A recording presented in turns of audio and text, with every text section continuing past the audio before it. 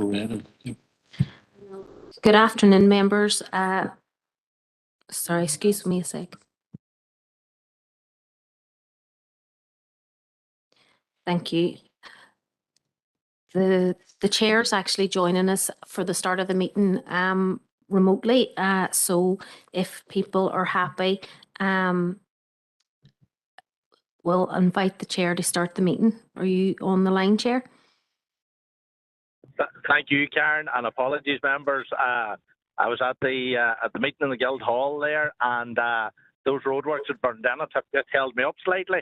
So, Karen, I'll ask you if you're content enough to start by item 1, the notice and summons a meeting, and then the roll call, and then the broadcast statement, and hopefully I should be back or near enough there by the time we get to the declaration. Thank you, Karen.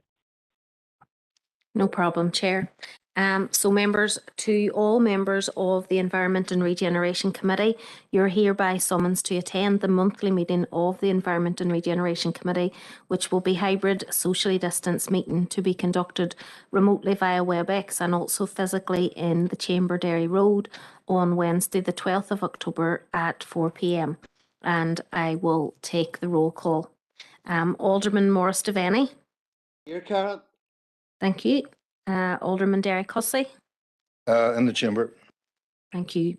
Alderman Keith Kerrigan is on the line. Alderman David Ramsey. Thank you. Apology for Alderman Ramsey. Thank you. Councillor John Boyle. Councillor Boyle, I don't think Councillor Boyle's on the line yet. Councillor Angela Dobbins. Apologies for Angela there, Karen. Okay, thank you. Councillor Stephen Edwards. Yep, here, Karen, online. Councillor Rachel Ferguson. Here, Karen. Okay, thank you, Councillor Ferguson. Councillor Christopher Jackson. And Shaw, Karen. Thank you. Councillor Dan Kelly. And Shaw, Karen. Thank you. Councillor Emma McGinley. And Shaw, Karen. Thank you. Councillor Roy McHugh.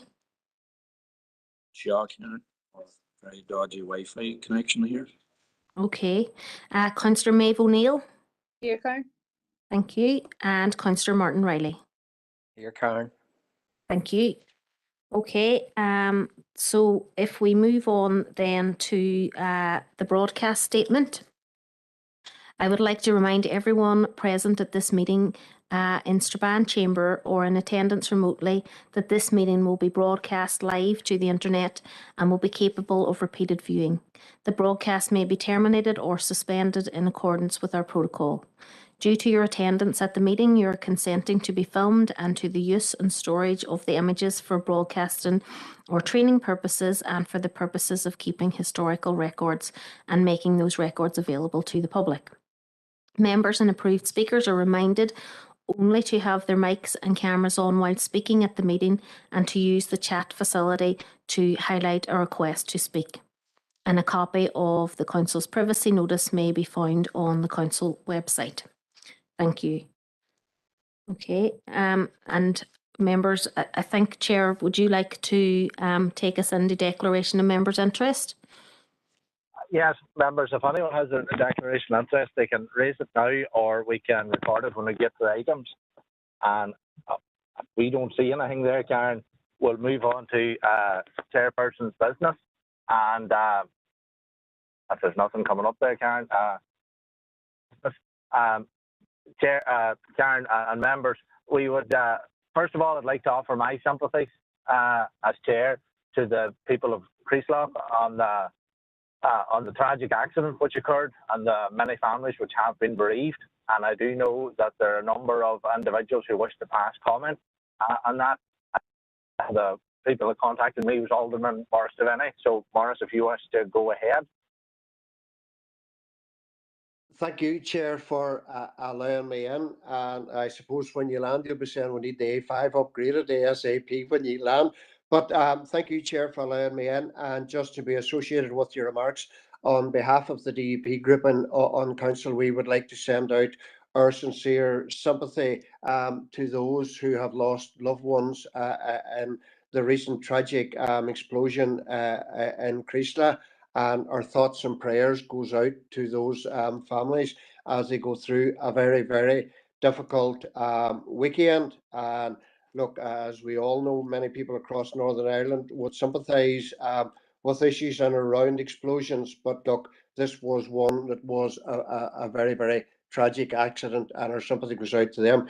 The other issue that I had spoke to the chairman in raising as well, through you, Mr. Chairman, again, was once again, at the last night, we saw the Ireland ladies team won a wonderful match and qualification for the World Cup. But I have to say, once again, there have been issues in and around what has been put up on social media and around that, with members of the Irish team, singing very sickening and offensive chants of "ooh ah" up their ah. And I have to say, look, I want to condemn this totally outright. And I've said before many times, sports should be a place where everyone should feel welcome. And for those young people out there that's looking or who are looking to be footballers, especially now in the ladies' team, how does anyone see a young Protestant out there looking to join a team like that there through very very sickening offences? And at the end of the day, I've asked this question before, and look, I've raised the question and around the chanting, the sickening chanting, and around the Derry City Football Club, and we've heard nothing. But I'm being made aware that letter won't go out until next full council, because when it was raised, it didn't have time to go through full council. But Chairman, I'm going to say it very, very clearly here. I believe the governing body of these sports, no matter what they are, I believe should be taking responsibility here.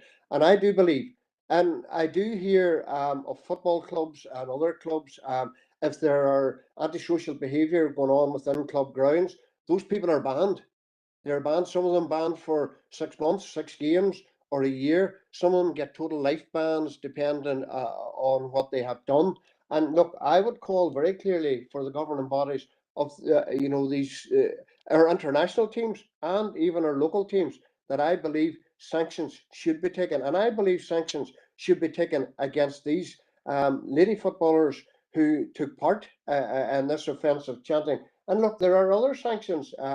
You have suspension, you have withdrawal of salaries or money that they get. And I believe it's time for that now, because as we've seen in the past, too many, many times, and I don't care what end of sport it comes from one tradition or another, it is totally wrong.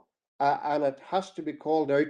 And I believe sanctions is the only way forward. And as I reiterate what I say, no matter what sport it comes from, I believe there's no place within sport and fraternity for any remarks like this here or sectarian chants and stuff like that there. But thank you, Chair, for allowing me in. Thank you, Alderman Devaney. We do have councillors Edwards, O'Neill and Ferguson, and whether if we initially maybe members keep it to the remarks in regards to the Creeslot tragedy, and then if we wish to address the follow-on remarks from Alderman Devaney. Thank you, members. Councillor Edwards. Chair, thank you very much. And my thoughts and the thoughts of the SLP and our prayers are with everyone in Creeslaw at the moment following the tragedy over the weekend that devastated the local community. And I think everyone in Strabane and Tyrone and the rest of this island have and are standing in solidarity with everyone in Creeslaw as they attempt to deal with the tragedy and turmoil this has caused. And we've seen in recent nights large crowds gathering for vigils in Derry, Strabane, Lifford, Castlefin, standing in solidarity with everyone in Creeslaw. And Chair, these are 10 innocent lives that were taken far too soon. Our hearts do go out to the families and friends of all of the victims. And Chair, on a personal note, only the weekend prior to the tragedy, I was actually in that same petrol station on my way to Marble Hill, and I've also camped in Creeslaw a good few times. I was in that petrol station a good few times, and never ever could I have imagined anything like that happening and the loss of so many lives in Donegal, Chair. But as I say, our thoughts and prayers are with everyone in Creeslough at the moment. Thank you, Chair.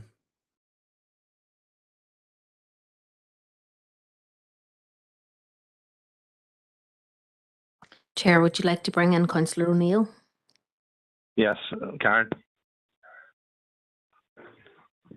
Thanks, Chair. And yeah, just to People Before Profits, condolences to those who died at Creeslough and all the local community there who have been affected by this awful tragedy and who are really feeling the loss.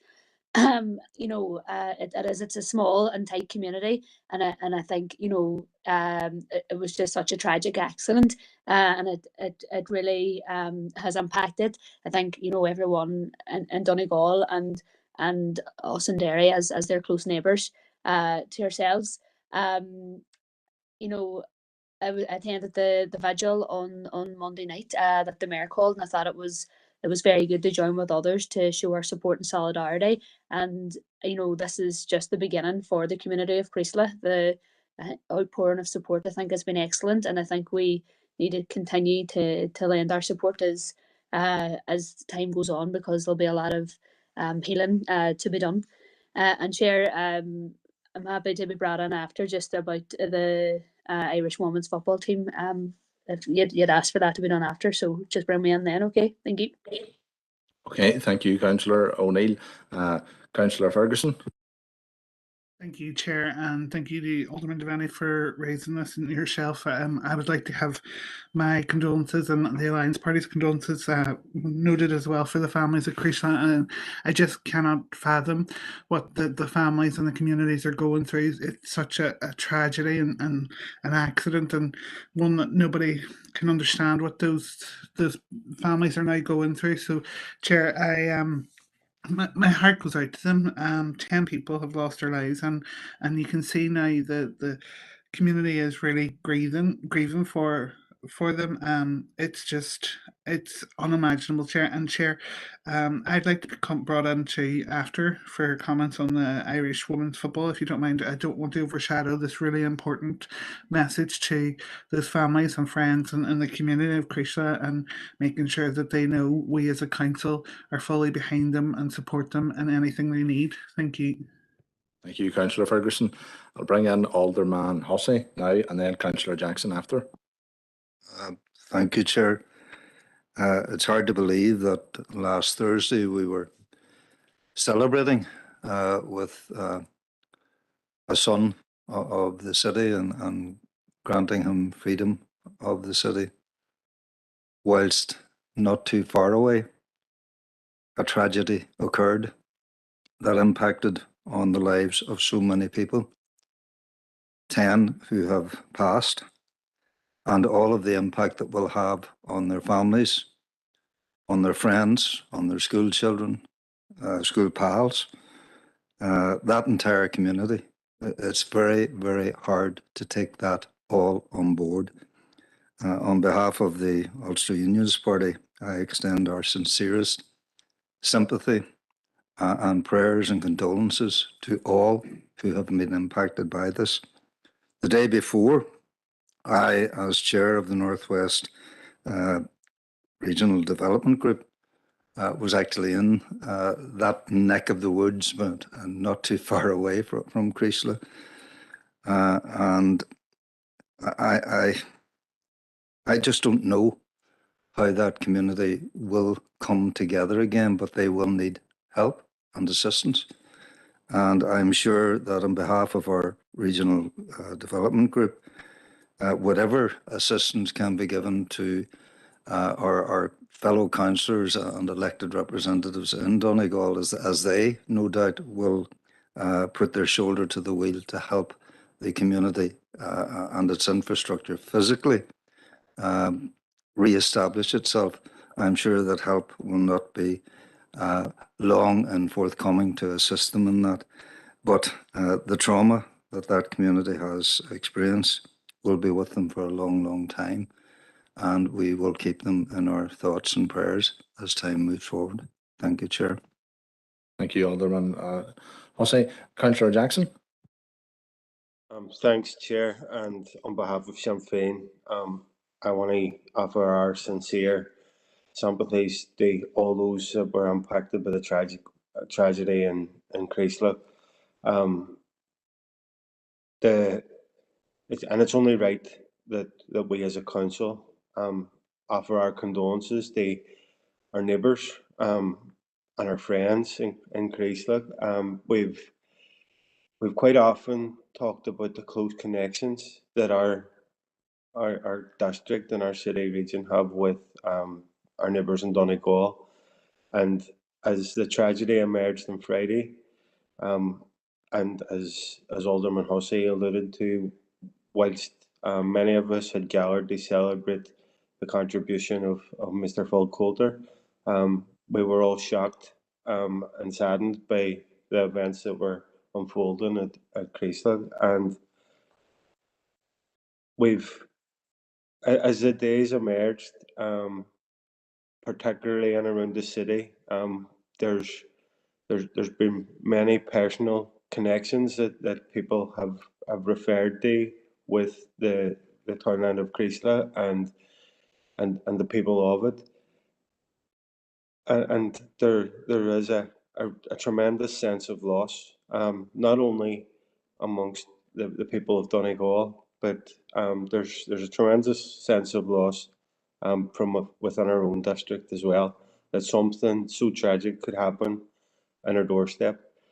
And I know that from our conversations that we've had with council officers, I know our chief executive was very quick to offer our support as a council to the emergency services, to the people of Creaslough. So it's only right that we as a committee now offer our condolences to all those who have been impacted, and reaffirm that our thoughts and our prayers are with them in the days, the weeks and the months ahead. Thank you, Chair. Thank you, Councillor Jackson. I think that's all comments that wish to be passed in regards to the first item, in regards to that Creaslough tragedy. Councillor O'Neill and Councillor Ferguson wish to come back in regards to Alderman Devaney's second item. So, Councillor O'Neill. Thank you, Chair. Look, I think it's an incredible achievement by the Irish women's soccer team to qualify for a World Cup. As a woman who has played soccer her whole life, you know, I never kind of thought that something like this could be possible for local women here across this island. So, like, you know, I'm incredibly proud of all those women, particularly the goal scorer from Milford, who I think it was very poignant that she scored the winning goal that got them through to the World Cup, you know, given the Creaslough tragedy and all those connections, you know. And I don't think this incredible achievement should be marred by the singing of the song in the changing rooms. You know, I think you know, we really need to celebrate the achievement from the women's team, and I think we need to remember as well that this achievement was only possible because back in 2017 the players protested and fought back against the terrible treatment by the FAA and demanded equality and respect. And you know, because of that, you know, they have marked this achievement. You know, they were protesting having to get changed and toilets and not, you know, being paid fairly or properly, and because they had to fight for those equal rights, it just goes to show you, when investment in women's sports happens, you know, what women can achieve. And you know, I think it's just important to remember that was only 5 years ago, and the achievement that they've won last night. Thanks. Thank you, Councillor O'Neill. Councillor Ferguson. Thank you, Chair. Again, I want to congratulate the team on the great work that they've done in getting and qualifying. I do think that it is deeply disappointing and unacceptable that off-field actions have taken the shine off what the focus should really be on, and the amazing on-field achievement that they have. And like Councillor Maeve O'Neill has said, that it has been dedicated to the families and the community in Creaslough. So, Chair, it is unacceptable. It's something that we do have to try and root out within our sports. Our women's sports is becoming more and more popular, and it's great to see that it is on par with the male counterpart sports, and people are becoming more and more interested in it, and it's great to see. But unfortunately, something like this really is deeply disappointing and unacceptable, and should be called out. And hopefully, hopefully the AFI will do that. But thank you very much, Chair. Thank you, Rachel. Alderman Hussey. Thank you, Chair. I suppose the two elements, firstly, obviously, congratulations to the team. Our district council area through Derry City Ladies, Sion Swifts Ladies, Kiln Rangers, we have ladies teams throughout our area, and we understand the great passion that can be involved within the ladies game. But sincere congratulations to the team when they're qualifying for the World Cup. And indeed, the poignancy of that, whereby the winning goal was scored by a young lady from County Donegal. It is extremely sad that that achievement was later than sullied by video scenes that evolved from the changing room. I'll say no more about it. I think those involved probably know that they have let themselves down and the team down by what happened afterwards. But I will leave it to the authorities to deal with it as they see fit, but trust that the team can move forward and represent their country in a proper fashion when it comes to the competition, whoever may be in the team at that time. Thank you, Chair. Thank you very much, Alderman Hussey. And just members, I do congratulate the Irish ladies football team on their success and qualification. But a lot of people are on this TikTok or whatever they call it there, and I was sent 2 clips this morning in regards to it, and a very passionate speech. And I do apologise, I cannot remember the young lady's name that scored the winning goal, that scored the only goal, and of how she dedicated it to the people of Creaslough and the tragedy which struck, and really did strike home. But then I was also sent the other video of the chanting, and I mean, a lot of these ladies, they're young ladies. They weren't born, maybe born after the worst parts of the troubles, and it's the normality of it, and it does cause offence. But I do note the FAI have issued a statement apologising in regards to it. But members, we'll leave that issue there. Sorry, Alderman Devaney wishes to come in briefly on this, just on this. Thank you, Morris. Thank you, Chair, for allowing me back in. And I just want to go back to Councillor O'Neill's comments. I have no problem. Congratulate the team at a marvellous achievement on reaching their goal, and the girl that scored the goal. And look, as far as equality is concerned, I believe ladies deserve that equality that they have with their counterparts in the male game. Just to put that on the record, Chair. Thanks. Thank you, Morris. Members, we will move on from Chairperson's business. We'll move on to matters arising from the open minutes of the E&R Committee held on the Wednesday 14th of September, and that's pages 1 to 10. Have any members got anything in particular they wish to raise? Councillor Edwards. Stephen. Chair, thank you. ER 191, just in relation to, I think there's requests for a report there, Chair, on what grass that or areas of grass that council manage. I'm just wondering, could we get update on that? And also, Chairs, in terms of rights of nature, a few meetings ago, Chair, I did raise the Carrickley landfill site, and there were proposals to sort of rewild that a bit with walkways and stuff. And I was wondering, is there an update on getting a report in the committee on that issue as well, Chair? Thank you. Chair, happy to take them. With regard to the areas maintained by the grounds maintenance team, we're working on it. It's a very large document at this point. We're trying to get it into something that will make sense to members. So we'll try and get it into members for next month, and we can bring forward an update in terms of the Carricklee. Yet there was a proposal to take forward and develop that site, but certainly we can bring an update to members for consideration as well.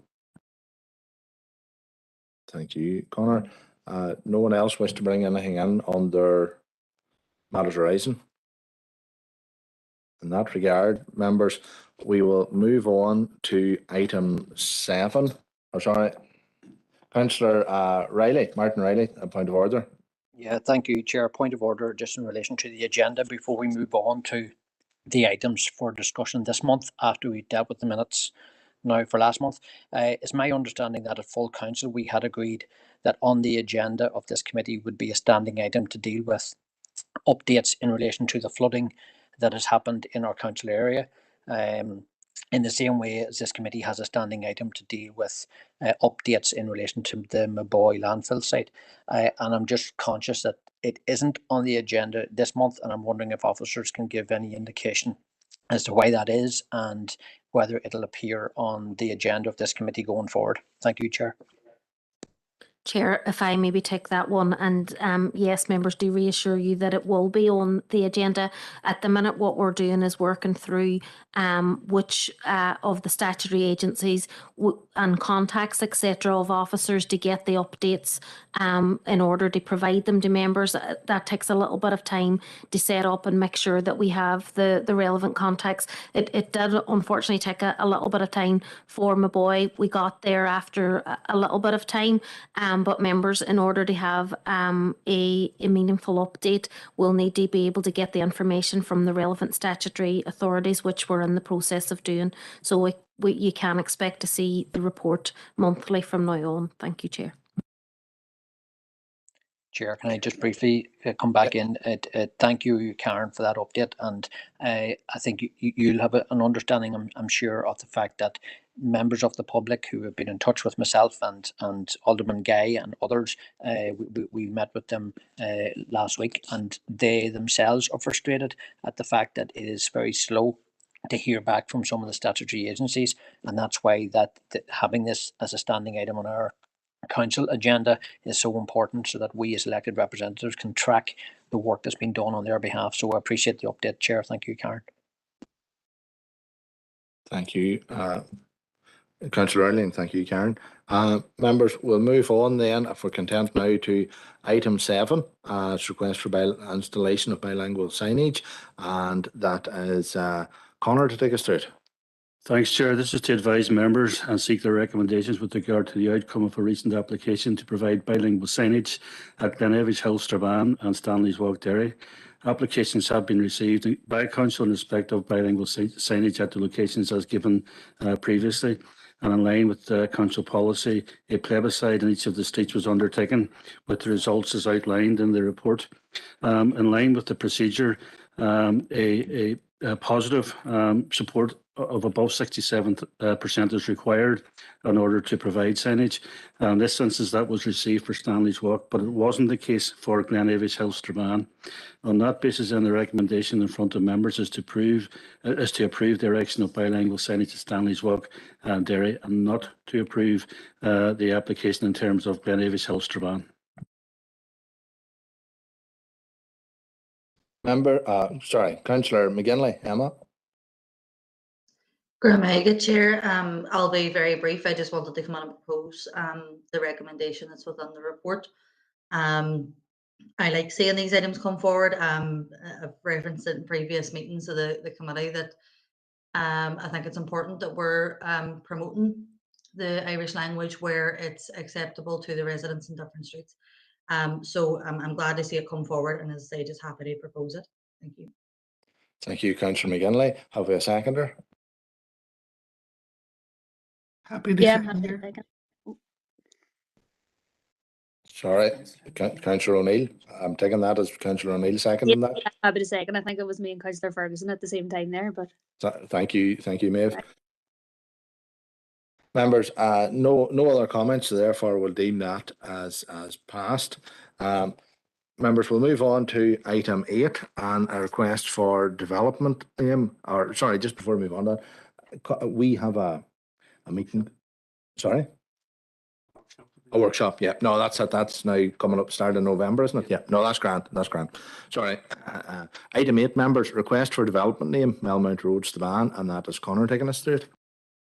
Thanks, Chair. It's to seek members' recommendations with regard to a street naming application with a new development at Melmount Road, Strabane. An application has been received by Council with the following names suggested for the development: Linen Mill Court and Linen Court. And in line with the policy, the recommendation in front of Council today is that the development be named Linen Court as it's relevant to the town lands and has connections with the other developments in the area, and we're seeking members' approval to proceed with Linen Mill Court as a development for Melmount Drive. Members, I'm looking for a comment or proposer for this item.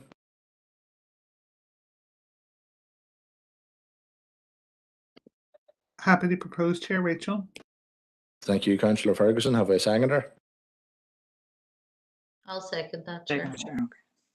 Thank you. To be fair, I just had Councillor Riley in the chat box just before you, Maeve, but thank you very, or sorry, Emma. So proposed by Councillor Ferguson, second by Councillor Riley. Members, no one else to speak. Any other comments? So we'll declare that passed. We'll move on to item number 9, which is the mapping opportunity for local carbon offset fund, and that's Karen to take us through it. Thank you, Chair. And members, the purpose of this report is to inform members about a proposal to map the opportunities to develop a local carbon offset fund and to seek members' approval to proceed. Members, you'll be aware of our regional and local ambitions to achieve net zero emissions, but regionally by 2050 and locally by 2045. And in addition to that, a recent report accelerating net zero delivery demonstrates the economic and social value of locally tailored approaches to this. Members, the public sector, as you are aware, can't deliver the volume of funds required to deliver net zero commitments at the minute, and new funding and revenue models are needed to develop at scale and pace. And members, in addition to that, many organisations across Northern Ireland have set ambitious net zero targets, and it's likely, members, that most organisations would need to offset the emissions that they can't avoid or reduce by paying for carbon credits. So, members, this project would be a collaborative exercise between a number of councils in Northern Ireland, and working in partnerships. The councils have identified a need to carry out a desktop review to quantify the opportunity for establishing a regional carbon offset fund that could be used to finance a pipeline of climate investment across Northern Ireland. This would require a joint procurement by the councils to identify a supplier to take this forward and understand the extent of the opportunity. It's being aligned, members, with ongoing work by SIB and DAERA to develop funding mechanisms to deliver against net zero targets. And the intended outcome is that, based on a survey of emitters from key sectors, the potential for establishing a local offsetting fund would be better understood, together with an estimate of the potential annual income that could be achieved by the scheme. And members, in your report, it's laid out the information that we would expect to see as a result of this. So, members, we see that this initiative would support Council's climate pledge to achieve net zero across the city and district by 2045. The budget required for it is collectively 15,000, which would be 2,500 from each council. And members, we could identify that from existing budgets. So, members, we are asking today that you approve the proposal to move forward in partnership to map the opportunity to develop a local carbon offset fund. Thank you, Chair. Thank you, Karen. Councillor O'Neill's first in the chat box. Maeve. Thank you, Chair, and thanks, Karen. I think this is positive. I think it's important that we do this.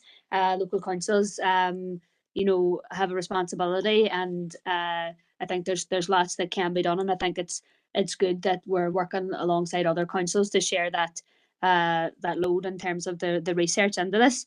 I think I think carbon offsetting obviously is essential, but it can't be done in replace of making, drastic changes to, the carbon production that we're currently emitting, given the way of life here, particularly in the north. I think, we need to still really look at, how our energy is produced. We need to still be very strongly against the development of fracking in Fermanagh or anywhere in the north. We need to ask serious questions about gold mining proposals in the Sperrins or anywhere that are going to add massively to the carbon that we're producing in the north. And so I think that those sorts of projects aren't, we can't continue, we can't look at more offsetting without seriously looking at those cuts to carbon in infrastructure and in other areas. And I suppose just a question that I have is, I think those questions are very good that are within the report.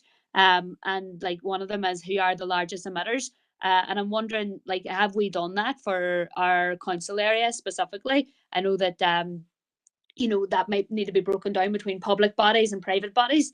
But I think like that, like whenever we're asking that question within the report, will that be broken down between council areas, or is that something that's just going to be kind of broadly who are the largest emitters? And it's just basically, how is that going to be broken down? Because I think it's a very important question. Thanks.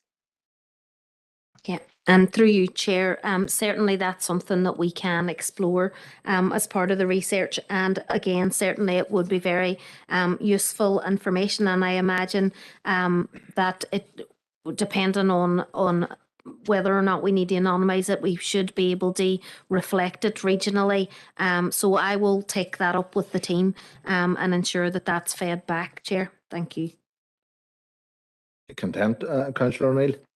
Yeah, that's great. Thank you. Members, looking for a proposer and seconder for this item. I'll propose it, Chair. Or second. Proposed by Councillor McGinley, seconded by Councillor O'Neill. I don't hear anyone speaking against, so therefore I'm going to deem that item 9 is accepted. Members, we'll move on now, and I'll take them in order here. The next 6 items are matters open for information, so we'll just go through them in order. And item 10 is the building control applications. I don't see anyone looking to speak on that. Item 11 is the DFI amendment to the footway order. Does anyone wish to come in on item 11? No. Item 12 is DFI no waiting restrictions and loading bay. Don't know. Item 13 is the energy and fuel cost mitigation measures. Item 13. Item 13, Councillor O'Reilly. Martin.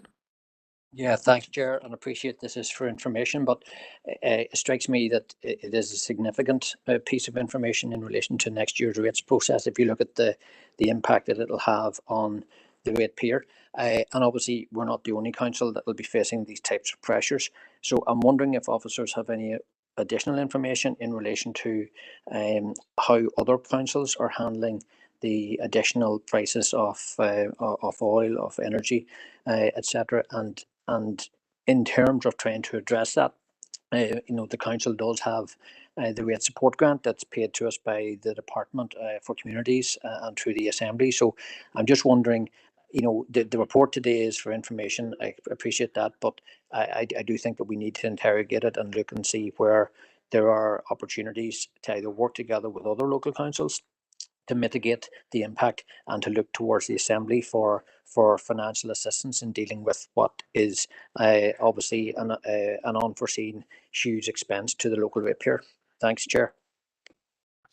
Chair, if I can just maybe come in on that, and certainly members, since we published the paper, there has been further announcements in terms of, I suppose, capping of some of the energy costs, which may enable our finance teams to reforecast some of the information that we've contained within the report today. We, again, as you know, it's such a hugely fast moving process that it's very difficult to have information that doesn't change on a daily basis. So that certainly will be the case.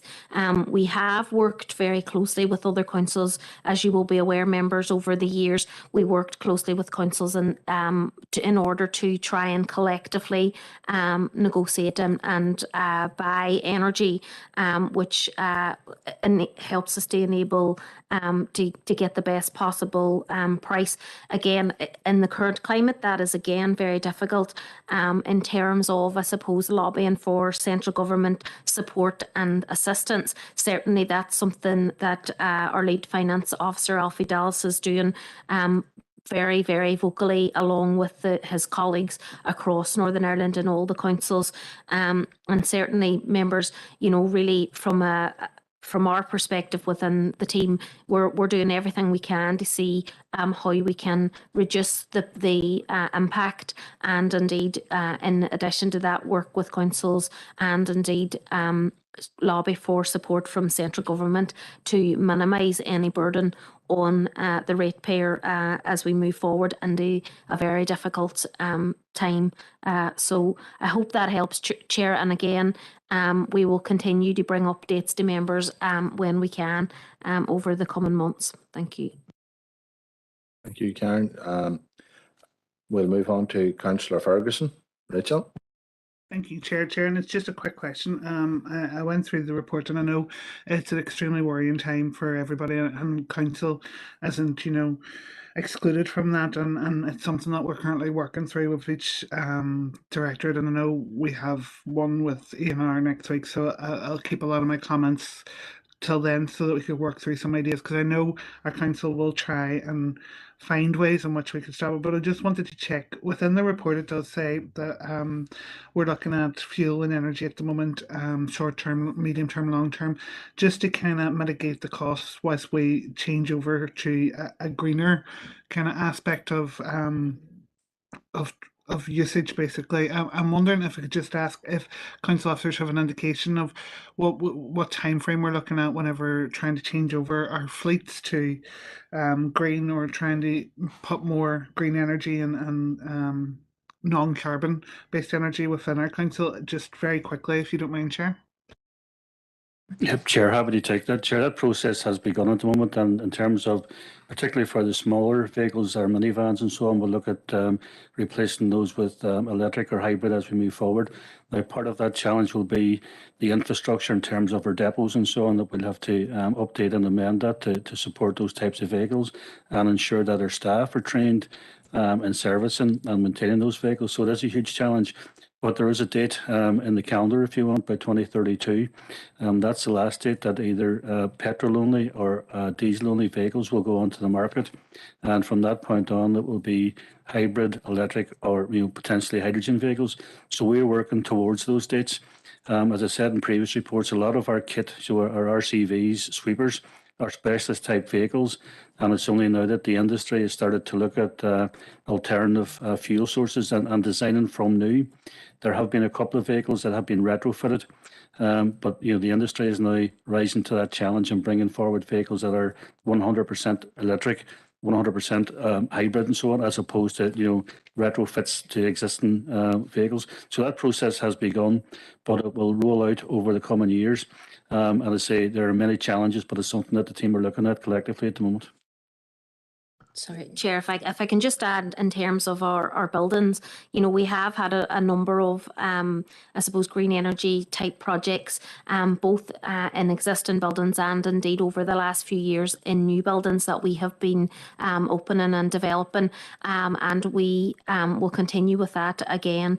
And again, as members are aware, at a regional government level, there's the finalisation of the energy strategy for Northern Ireland, and again, I suppose greening the public estate is a priority within that strategy. So certainly what we hope, members, and what we will be lobbying to central government is that there will be funding available through that strategy from central government to assist us in terms of retrofitting, in terms of developing new projects, etc. So there's a lot of that ongoing. We do have a certain degree of expertise within the team, and we are developing that on a constant basis. And as I said, we will bring further reports to members, because I imagine this is an issue that members will want to keep across very carefully over the coming months and years. Thank you, Chair. Are Councillor Ferguson and Councillor Riley, you are both content with the responses you got on item 13? Thank you, Chair. Absolutely. Thank you, members. Item 14, does anyone wish to? Councillor O'Neill, Maeve? Or sorry, no, sorry, Alderman. Right, Councillor O'Neill first, and then Alderman Hussey on item 14, the MOI update. Thanks, Chair. So, obviously it's great that this is back on the agenda. Obviously it was paused because of the criminal trial, so it's great to see the guilty pleas from the trial. Firstly, I just want to commend the campaigners who fought hard for justice for my boy, and the original whistleblowers around my boy as well. I think this is an important step in achieving the full remediation of the Maboy site, and I know that there were certain things that were delayed, pending this criminal trial. So it's very, very welcome, to see that. I suppose we have to remember the costs of Maboy. When we think about those waste companies and the tax evasion that occurred as a result of illegal dumping, I think that cost is to the public purse is estimated to be around 100 million. And what we would do with 100 million pounds now, particularly given the cost of living crisis, it's an astronomical amount of money, and that's before we consider the remediation costs, which again could well run onto the hundreds of millions. I suppose a question, and I'm not sure if you can answer it, is around the number of charges. I think there were less charges now than in 2002. With regards to the criminal trial. So it was just I don't know if you know anything about why that is. And then just kind of on my boy and on polluters and things. I think it's really disappointing to see there. Just I think it was last week, new legislation from Minister Putz. Despite there being no executive to change the cross compliance penalties regime. And this law as a license to pollute really, and there's been no assessment of the consequences of this law on the impacts on soil, water, air and human health. So basically what this new law has done is caps the penalties for repeated breaches. So it basically rewards serial polluters. So there's been a lot said about learning the lessons from a boy, learning the lessons around pollution and taking action on climate change. Yet this only happened last week, where we're still allowing polluters to pollute, capping their fines and their penalties on regular polluting, and I think that really has to be called out. Thanks. Chair, just in relation to the number of charges, clearly that's an issue that was taken forward by DERA and indeed their legal team, but certainly members, we can ask for further information on that and update members at the next meeting as part of the Maboy monthly update. Thank you, Chair. You're content, Councillor O'Neill? Yeah, thank you. Yeah, Alderman Hussey, Derek.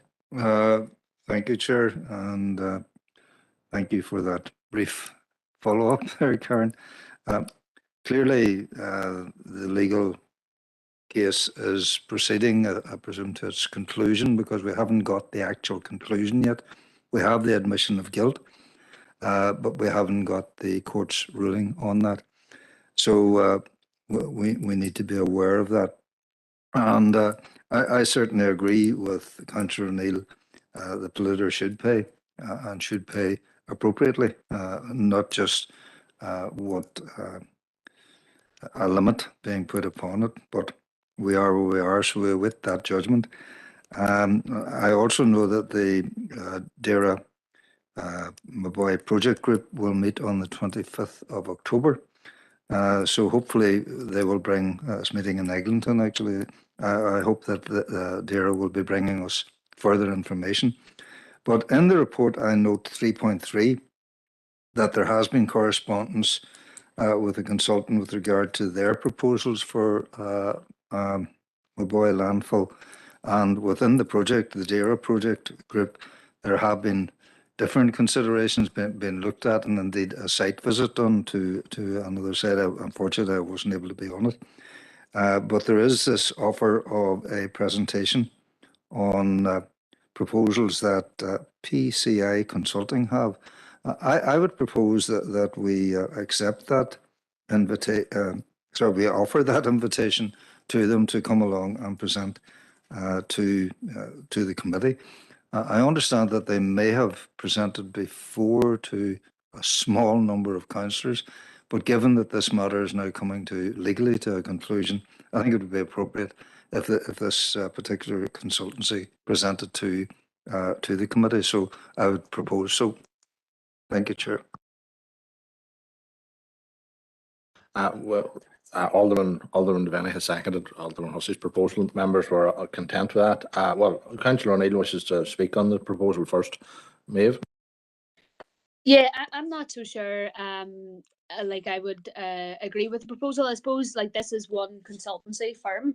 As far as I'm aware, DAERA, like the stage that they're at is to consult with business. So they're consulting with many firms like this company. And I'm not sure, like, does this show that, like, if council's hearing from one firm, does that show like a favoritism? Like, I could be wrong, but as far as I'm aware, like, I know that DAERA are trying to manage this process fairly in terms of looking at the remediation options, going out to all business stakeholders in that process, and for us to hear from one consultancy firm, it might not, it just might not be fair. Thank you, Councillor O'Neill. Karen wishes to come in and pass comment. Yeah, just members, just in terms of drawing to your attention, I suppose that in terms of the update that we received from DAERA, they intend to do consultation with industry during October and November of 22. So members, you can choose to decide on the timing and around that if that was something that members wanted to do. But certainly whatever the committee decides, we'll implement it. Thank you. Chair, if I can come back briefly. If some of the people have offered to give their ideas to us, well and good. I think we should listen to all aspects without delaying the process of remediation of that site, which should be the priority. But if somebody's coming along with an idea, let's hear it. Thank you, Alderman Hussey. Alderman Devaney wishes to pass comment on the proposal. Thank you, Chair, for allowing me in, and I just agree with the previous comments of Alderman Hussey. I don't believe it does us any harm if somebody comes in. And look, we're in listening mode. We can take on board their ideas and see if we can move them forward. But I do think it's a good idea to bring them in. Let's have the discussion. We're in listening mode and see where it takes us. Thank you, Chair. Members, we do have a proposal to invite them, proposed and seconded to invite them in. Do you wish to take it to the vote, or it would probably be December now at this stage before we would have them in? But do you wish to take it to the vote, or are we content to accept the proposal? I know you had concerns, Councillor O'Neill. Yeah, I'll be abstaining. Right. Well, we'll put it to vote. We'll ask Karen to go for a vote here in this one. Okay, thank you, Chair. So in terms of the proposal, which is to invite a PCI consultant in order to present to the committee, Alderman Maurice Devaney. For. Thank you. Alderman Derek Hussey. Aye, for. Alderman Keith Kerrigan. Alderman Ramsey's not here. Councillor John Boyle. Councillor Boyle's not online. Okay. and now there's Councillor Dobbins. Councillor Stephen Edwards. Can you hear me, Councillor Edwards? For, Karen. Okay. Councillor Ferguson. For, Karen. Okay, thank you. Councillor Christopher Jackson. For, Karen. Okay. Councillor Dan Kelly. For, Karen. Councillor Emma McGinley. For, Karen. Thank you. Councillor Rory McHugh. Karen Murray had a drop off here. Connection problems. Okay, no problem. Councillor Maeve O'Neill has advised abstain. And Councillor Riley. Can you hear me, Councillor Riley? Do you want to perhaps put it under the chat box if you have connection issues? So, okay, yeah, so that's 8 for, no against and 1 abstaining. Thank you, Chair, that passes. Thank you very much, Karen. Rachel, I apologise. I did have you down to come in on item 14, but you might have wanted to come in and speak on the proposal as well. But I'll bring you in now at this stage to come in and speak on item 14. Rachel. Thank you, Chair. Don't worry, honestly, I know it's difficult dealing with the hybrid option. So, no, Chair, look, I welcome the update from the Maboy and the criminal trial. It's good to see that, you know, we're now moving on. What I would like to do, Chair, is feedback, and I know I had a slight conversation with Karen, and I will be saying this at the next meeting, is with the 3 of the 5 defendants pleading guilty, there's obviously an option there to charges are left on the books for the other 2. Now, living in the area and understanding there's been so many different conversations, so many worries from local residents on what was in the site and what wasn't on the site and what they've been told and what they've not been told. And there's always been this ambiguity, I can't even say it now, but there's always been this mystery around because nobody could reveal as much detail as possible because of the ongoing criminal trial. So I would just like it to be fed back that I know local residents and stakeholders would like as much transparency as possible and it not to be used in the sense of, well, some stuff cannot be revealed in case these other charges that have been left on the books is reactivated, and that would be a huge kind of message that I would be getting from local residents, that people have been going through this for many years, and I've, you know, only been in council for, and they're frustrated with the lack of transparency, and it's always been over this, you know, not saying too much because of the criminal trial. So hopefully this will offer some of that transparency and some of that information for people that have been dealing with it. But thank you very much, Chair. Yeah, Chair certainly will feed that back to DAERA for further consideration. Thank you. Thank you, Rachel. Thank you, Karen. Councillor Jackson, did I miss you? For I see your name in the chat box and I don't think I called you. Maybe that was a previous item. Yeah, it is not. It's okay, Chair. You've moved on. Sorry about that, Councillor Jackson. Sorry, I'm trying to keep a close eye on it there, and I don't know how I missed you. Apologies, Christopher. Members, that seems to be all in regards to item 14. If we're content, item 15 and Councillor McGinley. Before you move on, yes, Alderman Jose. I just want to comment how nice it is to be back in this chamber here in Strabane, with yourself and me as the only councillors, and I hope that our colleagues, the next time there is a meeting in this wonderful chamber in Strabane, may find their way to join us. Thank you, Chair. Thank you, Alderman Hussey. Well, today it would have suited us a wee bit better if it had been in the Guildhall, to be truthful. For we both were caught at Burndennet, I would imagine. But, sorry, members, item 15, and Councillor McGinley's first to speak, and then Councillor O'Neill. Emma? Very much good, Chair, and I'm glad to see this item on the agenda, even if it is for information.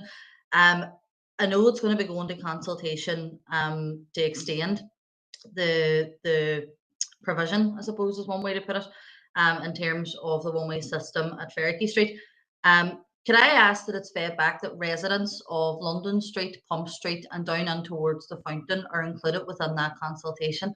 I've had contact, particularly with one resident in Pump Street who had difficulty with emergency services being able to come to her house and then having to go from Plum Street out round Fergie Street, up Bishop Street, over Carlisle Road to get onto the bridge to to go to the hospital. So there's, I don't know if it's an amendment to the process or for there can be adjustments made for emergency services to speed up how they are able to get back to the hospital. But that was one concern that was raised with me a number of months ago. And I did put it to DFI, who told me that this would be coming in front of council for review in October. So as I say, I'm glad to see it. But I just wanted to raise that as an issue. Another thing that's offshot from this actual scheme is the parking that was raised at a previous meeting outside the parklets on the bottom of Bishop Street. And the one-way traffic is nearly backing up. So one of the proposals within this was to try and reduce congestion and all the rest of it that comes with that in terms of the environmental impact along Fergie Street. And the parking there is causing cars to be backed up onto Fergie Street. So I would argue that that's nearly going against one of the main aims of this project. So it's just to flag that up, and as I say, to make sure that residents in those streets are included as key stakeholders within any consultation that's been on. Thank you. Yeah, through you, Chair, certainly thank you for those comments, and we'll make sure that they're all taken on board. And certainly in terms of Bishop Street, we know DFI are working very hard to try and find a short term solution to that issue, and we'll update members as soon as we can on that as well. Thank you. Content with the response, Councillor McGinley? Yeah, thank you, Karen. Councillor O'Neill, Maeve? Yeah, thanks, Chair. I would agree with Councillor McGinley's remarks, and just in terms of an additional point, there's been no kind of thought or provision for cycling on this road. Like I thought it could have been an opportunity to integrate a cycling lane going both ways up and down Fergie Street. Whereas if you're on the bike and trying to access Fergie Street from the Diamond, it's awful confusing. And so I suppose in terms of like feedback, also just to how can DFI integrate cycling within this design, and I know like kind of the Diamond is not part of this item, but the seating in the Diamond, I suppose again it's a poorly chosen space in the Diamond, given it's the darkest. It's the space in the Diamond that gets the least sun throughout the day, is where they've put the picnic benches just on the corner of Austin's. So again, if that can be fed back within this too. Thank you. Thank you, Councillor O'Neill. No one else wish to speak on item 15. In that case, members, I would be looking for a proposer and a seconder to go into confidential. Proposed, Chair, Alderman Devaney. Alderman. I'm happy to second, Chair. Alderman Devaney proposed. Thank you, Councillor McGinley, but Alderman Hussey was just in front of you. Proposed and seconded to go into confidential, and we'll wait a wee minute just to see.